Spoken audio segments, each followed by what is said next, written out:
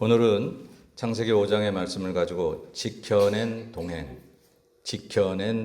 이런 제목으로 같이 하나님의 은혜를 나누도록 하겠습니다. 오늘 말씀 전하면서 먼저 여러분에게 이렇게 한번 묻습니다. 여러분 행복하신가요?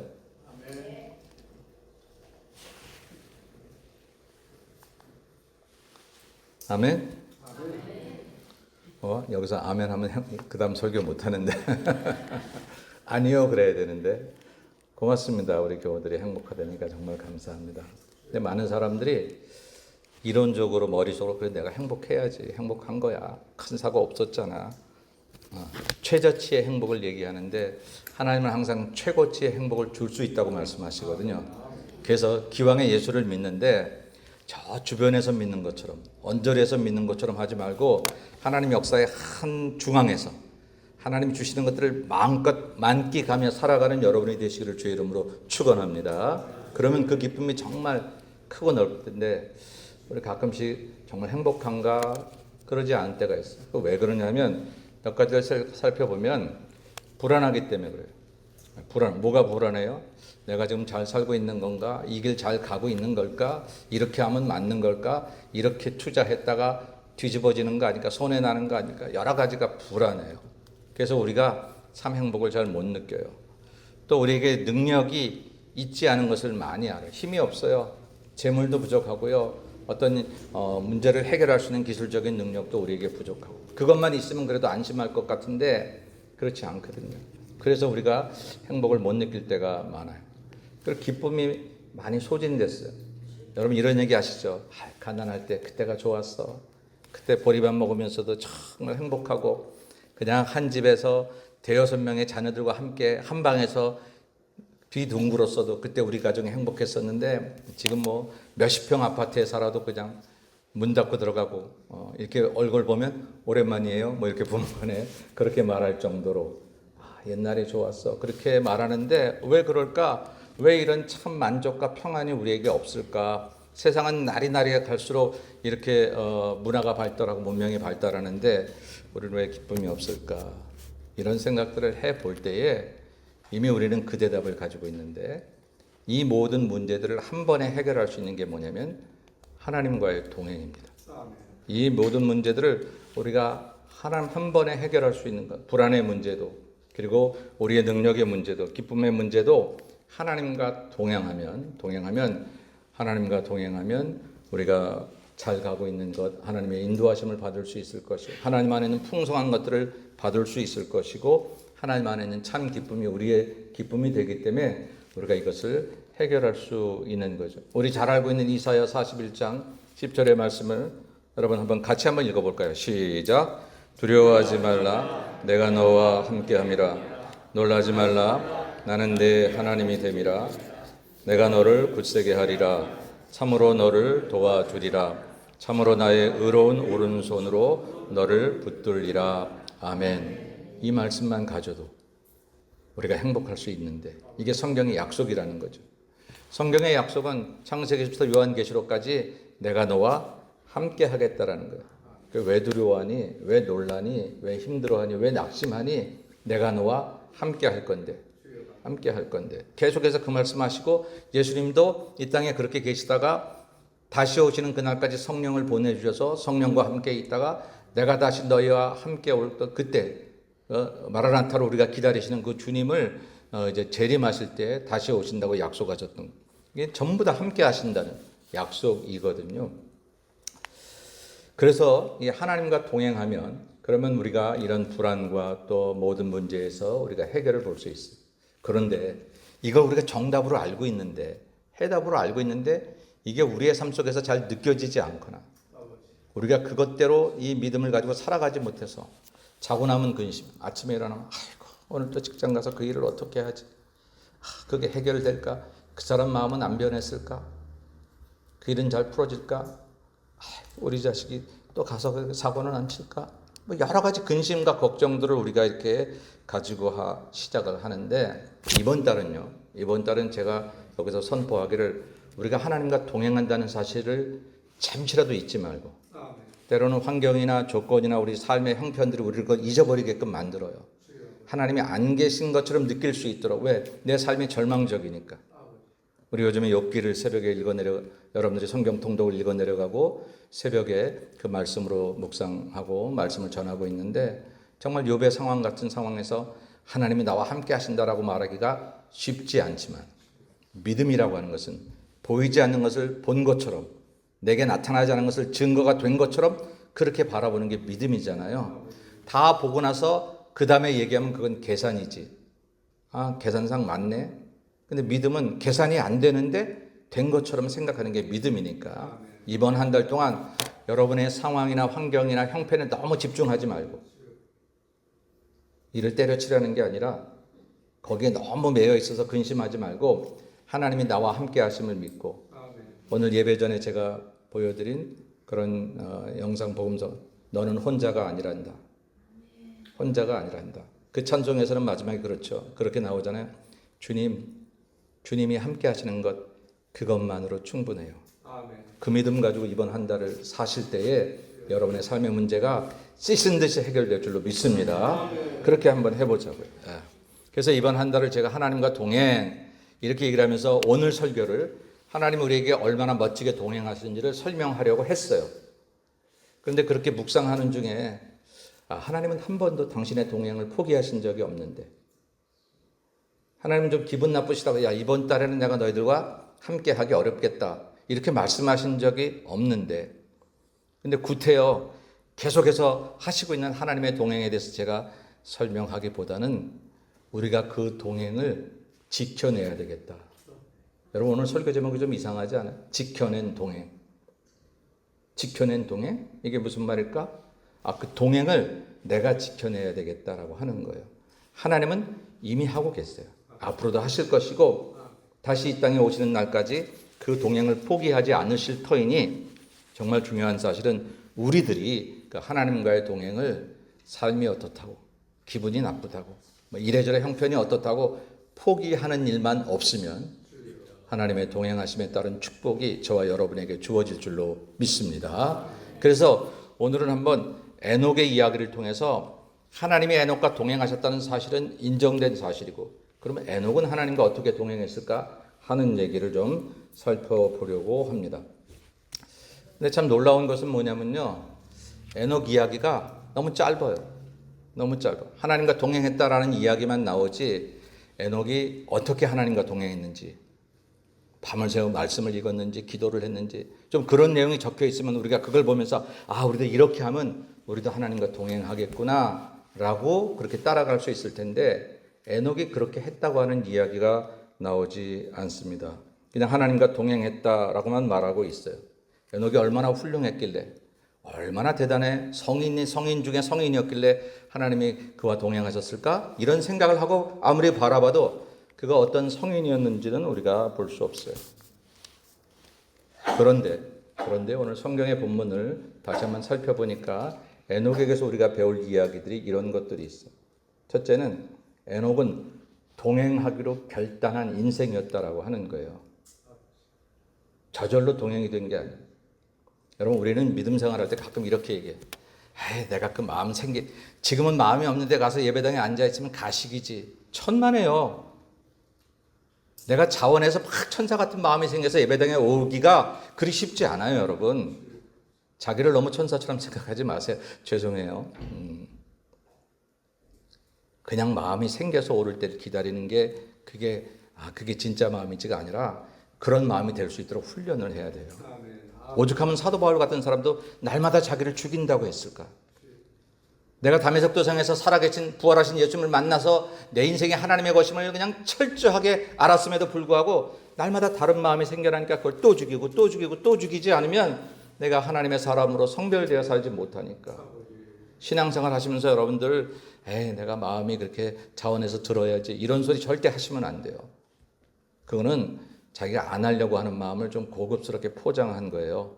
죄송하지만 혹시 여러분에게 그런 마음이 들면 이 말씀을 기억하되, 제가 여러분들을 비난함이 아니라 사단이 우리를 그렇게 끌어가고 있는 거예요. 야, 날이면 날마다 또 이제 다음 주이면 찾아올 텐데 네가 지금 예배 안 드린다고 네가 그 마음으로 가서 앉으면 하나님이 기뻐하시겠냐? 네가 즐거워서 가서 앉아 있어야지. 우리 그런 얘기 가끔씩 하거든요. 근데 그렇지 않아요. 그렇지 않아요. 내 마음이 괴로워도 아버지 앞에 나오는 것, 내 마음이 아주 부정적으로 하나님께 예배드리기 싫어도 주님 앞에 나와야 되는 거예요. 누가 예배드리는 마음이 저절로 생겨져서 나온다고, 나는 그런 마음이 안 들어서 안 나온다고 생각하는 것은 하나님을 잘 모르는 거예요. 신앙생활을 잘 모르는, 자기 자신을 더욱이 모르는 거예요. 놀랍게도 그런 얘기를 하는 사람은 자기가 가고 싶은 데는 가요. 그런데 하고 싶은 일은 해요. 근데 하나님 앞에 예배드리는 그 일에 하고 싶은 마음, 드리고 싶은 마음, 가고 싶은 마음이 생겨지지 않고 그렇지 않은 일들에 생겨지는 그 마음을 자기가 옳다고 생각하는 것 자체가 틀렸다는 거예요. 그런데 우리가 그렇게 저절로 안 되니까 결단해야 되는 거예요. 결단. 여러분, 에녹이 오늘 성경에 보니까 에녹은 65세에 무두셀라를 낳았고 무두셀라를 낳은 후 300년을 하나님과 동행하며 자녀들을 낳았으며 그렇게 기록하고 있습니다. 에녹이 65세 때 아들 무두셀라를 낳았다는 거예요. 그런데 성경이 뭐라고 얘기했냐면 무두셀라를 낳은 후에 300년을 하나님과 동행했다는 거예요. 그럼 65살 이전에는 동행 안 하다가 65살 그때부터 동행했다는 얘기예요. 이 본문으로 보면. 그럼 65살에 어떤 경험이 있었길래, 어떤 회심이 있었길래 갑자기 그가 65살에 변화돼가지고 그때부터는 성인이 되어서 하나님과 저절로 동행하고 천사처럼 살았기에 하나님과 동행했나? 오늘 본문 가지고는 이랬는지 안 그랬는지 잘 알 수 없는데 일단은 전체적인 성경의 흐름으로 볼 땐 그렇지 않아요. 성인이 된 게 아니에요. 이때부터 에녹은 하나님과 동행하고 결단하고 결심한 거예요. 결단했다고 해서 갑자기 성인 되지 않았어요. 결단한 다음날 저절로 하나님과 동행함이 즐거움이 안 될 수도 있어요. 괜히 그런 생각했나 보다. 괜히 교회 간다고 했나 보다. 괜히 그거 내가 섬긴다고 했나 보다. 한 달 뒤에 그 마음이 그렇게 변할 수 있는데 이제 그런 마음을 지켜내기로 시작하는 거예요. 결단을 했기 때문에 이 결단을 결코 포기하지 않겠다는 다짐이 이제 에녹의 마음에 생겨진 것이다라고 하는 것이죠. 우리는 그것을 그의 이름을 통해서, 그 아들의 이름을 통해서 볼 수 있습니다. 여러분, 무드셀라 그러면 무드셀라는 우리가 성경 퀴즈 할 때 제일 많이 나오는 퀴즈 중에서 인물 중에 하나죠. 성경에서 제일 오래 산 사람. 몇 살 살았죠? 969살을 살았어요. 성경에서 제일 오래 산 사람이에요. 무드라고 하는 말은 죽음, 히브리어로 죽는다, 죽다, 죽음 이런 뜻을 가지고 있고, 셀라라고 하는 말은 보내다, 던지다 이런 뜻을 가지고 있어요. 그 얘기를 좀 이렇게 엮어보면 그가 죽으면 무언가 우리에게 보내지는 거예요. 그가 죽음이 우리에게 무엇을 가져오는 거예요. 그런데 969세가 되는 그때가 뭐냐면 무드셀라가 죽는 때가 노아가 600세 되던 해고 노아 홍수가 시작이 되는 거예요. 성경적인 구속사적인 흐름으로 볼 때는 심판이 시작되는 거예요. 하나님은 에녹에게 무드셀라 아들을 주시면서 그 이름을 무드셀라로 지어주셨어요. 그리고 노아에게 말씀하신 거예요. 이제 이 아들이 죽으면 심판이 시작될 것이다 라고 가르쳐 주시는 거예요. 그때 에녹이 정신을 번쩍 차리는 거예요. 심판이 있구나. 하나님의 이 약속이 내게 주어졌구나. 그러면 내가 정신 차리고 살아야지. 그렇게 시작된 게 65살부터 하나님과 동행하는 것이 시작이 된 거예요. 갑자기 어느 순간 성인이 돼가지고 아무런 힘도 들이지 않고 하나님과 동행하는 게 날마다 즐거워서 그렇게 300년이 그렇게 즐거워서 살아갔던 인생이 아니라 여전히 넘어지고 자빠지고 세상의 유혹과 형편이 그의 마음을 갈기갈기 찢어놓고 하나님 곁에서 떠나게 만들 수 있는 요소들이 있었지만 내가 하나님 앞에서 약속을 받았기 때문에 이제 이 아들의 죽음이 시작될 그때의 심판이 시작되는 것이다. 너는 그것을 기억하고 살아라고 아들의 이름을 그렇게 지어주시는 거예요. 무드셀라를 바라보고 살라라고 하시는 것이죠. 그 심판이 있다는 약속 앞에서 그래 이 약속이 있는데 내가 그때쯤 다가서 아들 죽을 때쯤 다가가서 그때까지 내가 살아있을지도 모르지만 그때 가서 이제 잘 믿어야지. 그거는 신앙이 아니잖아요. 우리가 가끔씩 저 리타이어하면 더 열심히 믿을게요. 누가 기다려주는데요. 우리 인생의 죽음이 그때까지 우리를 보장해줘. 그때 가면 저절로 우리에게 좋은 마음이 생겨지나요? 그때 가면 내가 갑자기 천사가 돼서 하나님 잘 믿을 수 있게 되어지나요? 그렇지 않아요. 지금 그렇지 않으면 이 다음도 장담할 수가 없어요. 우리가 말씀을 듣는 그 순간 결단해야 돼요. 에녹이 정말 잘했던 건 뭐냐면 갑자기 성인이 되어 하나님과 동행한 게 아니라 말씀을 듣는 순간 내게 언약이 주어지는 그 순간에 그는 결단을 한 거예요. 동행하기로 결단을 한 거예요. 300년 동안 그렇게 동행을 했다라고 하는 거죠. 또 그 이름에 대한 또 두 번째 해석이 이런 해석이 있어요. 이건 다 이제 성서학자들이 이렇게 해석을 하는 거예요. 무드라고 하는 말이 사람이라 혹은 남편이라 이 셈적 언어의 그런 뜻을 가지고 있어요. 또 셀레라는 말은 창 혹은 투창 이런 것을 이야기도 합니다. 그러니까 쉽게 무드셀라라면 창 던지는 사람, 무기를 던지는 사람 이런 뜻을 가지고 있는데 옛날 고대 전쟁 때 이렇게 성문을 지키고 있거나 이 성벽을 지키고 있을 때 마을 입구에서 창을 들고 지키는 사람들이 지키고 있다가 적이 쳐들어올 때 이 사람이 무너지면 마을이 점령당하는 거예요. 우리 사극 같은 거 보면 성문을 지키잖아요. 그래서 성문이 뚫리면은 그 성이 점령을 당하는 거잖아요. 이 무기를 든 사람, 창을 든 사람은 마지노선이라고 하는 것입니다.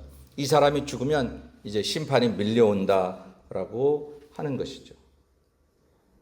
이 두 가지 뜻을 우리가 다 종합해 볼 때에 하나님께서 에녹에게 무드살라라는 아들을 주신 다음에 그때로부터 에녹이 하나님과 동행했다라고 하는 이야기는 에녹이 저절로 그때부터 성인이 되고 막 그냥 마음에 아무런 거리낌도 없이 하나님과 룰루랄라 해피해서 그렇게 지내게 된 게 아니라 주신 말씀 앞에 자기가 이제는 스스로 서서 내 형편이나 내 마음이 어떻게 가든지 말씀대로 살기를 다짐했다라고 하는 것입니다.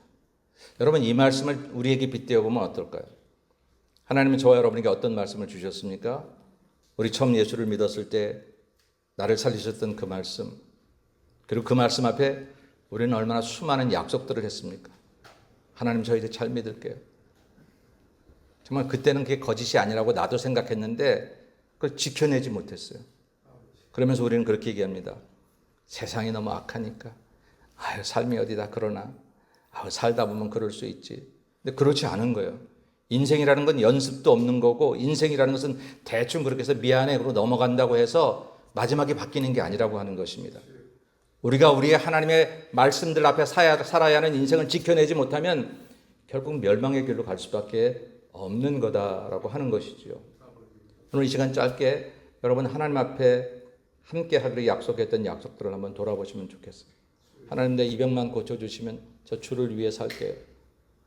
제 가진 땅 팔아서 하나님 앞에 교회 짓고 헌금할게요. 제가 정말 사역할게요. 어떤 이는 제가 선교사로 떠날게요. 여러 가지 약속들을 했어요. 살다 보니까 못 지켰어요. 못 지킨 것을 제가 책망하려고 하는 게 아니라 신앙생활은 지켜내야 되는 거예요. 가끔 저에게도 그런 약속들을 하죠. 목사님 저 이거 아픈 거 이거 회복만 되면 전 정말 말씀대로 살 거예요. 근데 회복됐어요? 근데 안 살아요. 그렇게 안 살아요. 에이 뭐 목사가 하나님인가 그냥 목사님 듣기 좋으라고 했지. 여러분 혹시 그렇게 생각하십니까? 저도 제 자신이 하나님이라고 생각한 적도 없거니와 저한테 약속한 것을 안 지켰다고 흥분할 이유도 없지만 성도가 목사에게 약속한 것이 교회에게 약속한 것이 다 하나님에게 약속한 것임을 믿을 때 그 사람의 믿음이 진짜가 되는 거지. 대충 얘기한 것으로 생각하면 안 되거든요. 혹시 지난날에 그렇게 했던 약속들을 수없이 안 지켰던 것이 있으면 언제 무드살레가 나에게 찾아올지 모릅니다. 언제 노아의 홍수의 심판이 내 인생에 찾아올지 모른다라고 합니다. 다행히 하나님은 그동안에도 작은 심판들을 주셨어요. 미리 깨달으라고. 그때 넘어진 것 그냥 실수가 아니었어요. 그때 잘못된 것 그냥 재수가 없는 게 아니었어요. 마지막 결정적인 무드셀라를 주시기 전에 우리가 깨달으라고 작은 아픔도 주시고 작은 넘어짐도 작은 실패도 주셨던 거예요. 힘든 것만 생각하지 그것에 약속하셨던 하나님의 언약의 말씀들을 잃어버렸어요. 근데 에녹은요. 그 무드셀라를 주셨으니까 아들을 주셨으니까 얼마나 기쁘고 좋아요. 그러니까 그 기쁨에 도취되었을 만도 한데 성경이 무드셀라를 얻은 그때로부터 하나님과 동행했다는 거예요. 갑자기 성자가 된 게 아닌데 여전히 똑같은 그 인생인데 근데 그가 하나 달라진 건 뭐냐면 말씀 앞에 자기 인생을 이제 비추기 시작한 거예요. 무드셀라 심판이 있구나. 내 아들의 죽음이 끝나는 날 이 땅에 심판이 있다면 나는 그날이 오기 전에 믿음으로 살아야지라고 하는 거예요. 그리고 놀랍게도 성경은 정확하게 무드셀라가 죽는 969살 되는 그때에 노아의 심판이 홍수의 심판이 시작되게 하나님이 기가 막히게 그 연도까지 맞추셨더라라고 하는 것입니다. 그 얘기는 무슨 얘기예요? 하나님의 약속은 일제미래 틀림이 없다는 거예요. 변함이 없다라고 하는 것입니다. 다시 한번 이 아침에 우리가 상기해야 될 것은 뭐냐면, 그렇다면 하나님 저에게 행하셨던 약속, 그리고 제 입으로 행했던 약속을 다시 기억나게 하셔서 그걸 못 지킨 게 죄송하기도 하고, 어떤 면에서는 그냥 잊고 살아가는 게 더 편할 수도 있지만, 다시 한번 기억해서 내가 힘들고 어렵더라도 그 말씀을 지켜내고 그 약속들을 지켜내며 살아가는 게, 그게 하나님과 동행하는 거지, 그냥 세상에 나가서 그냥 기분이 좋아서 기분 좋으면 하나님과 동행으로 생각하면 안 된다라고 하는 것이에요. 일이 잘 풀어진다고 동행한다고 생각하면 안 되는 거예요. 어떤 때는 심각한 장벽이 생기고 내 인생에 브레이크가 걸렸을 그때가 사실은 하나님이 동행하셨기 때문에 그걸 가르쳐 주시는 그 사인일 때를 우리가 알아야지. 그 작은 무드셀러 앞에서 결정적인 무드셀러가 오기 전, 결정적인 심판이 오기 전에 깨달을 수 있어야 된다라고 하는 거예요. 그래서 저는 오늘 에녹의 동행을 이야기하면서 제목은 지켜낸 동행으로 얘기를 하고, 첫 번째 대지를 결단하는 동행으로 제가 동행의 결단 그렇게 얘기를 했어요. 그 다음에 결론은 지켜낸 동행이에요. 더 설명할 것도 없어요. 마지막 결론이 어떻게 성경이 얘기하고 있느냐면, 그는 365세를 살았더라. 에녹이 하나님과 동행하더니 하나님이 그를 데려가심으로 세상에 있지 아니하였더라 라고 결론을 얘기해 주고 있다고 하는 것입니다. 여러분, 신앙생활은 믿음으로 결단하고 의지로 지켜내는 거지 기분으로 살아가는 게 아니에요. 우리가 정말 실수할 수 있는 것은 뭐냐면, 내 기분 좋으면 하나님도 좋은 분, 살아계신 분, 내 기분 나쁘면 하나님도 안 계신 분. 예배드리는 자리에 내 기분이 절망적이고 낙심하고 기분이 나빠서 예배 자리에 가기가 싫더라도 이건 하나님께서 주신 약속이므로, 내 집에 와서 나를 경배하라고 하신 하나님의 약속, 무드셀라, 그 약속이므로 내가 지키는 게 그게 동행이지. 그게 동행이지. 내 기분이 좋을 때를 기다리소서, 지금은 아닙니다 라고 말하는 것은 하나님 믿는 게 아니라 나를 믿는 거죠. 일례를 들어서 그래 설명을 했습니다만, 우리의 삶의 모든 문제가 그렇더라라고 하는 것입니다. 동행이라고 하는 것은 환경이나 형편이나 우리의 감정이 따라가지 아니해도 하나님이 주신 약속이 선명하고 그 약속을 내가 의지를 가진 믿음으로 지켜내는 것, 그게 동행이다라고 하는 것입니다. 이번 한 달 동안 하나님은 변함없이 우리와 동행하실 것입니다. 틀리면 그거 걱정하지 마세요. 기도할 때 하나님 저와 동행해 주세요. 그럼 하나님이 그러실지도 몰라. 혹시 한다고 그랬잖아. 야, 내가 언제부터 얘기했는데 왜 이렇게 안 믿어? 안 믿고 왜 또 그 얘기를 해? 오히려 네가 해야 될 게 뭐야? 저도 그렇게 동행하겠습니다. 이 고백을 해야지.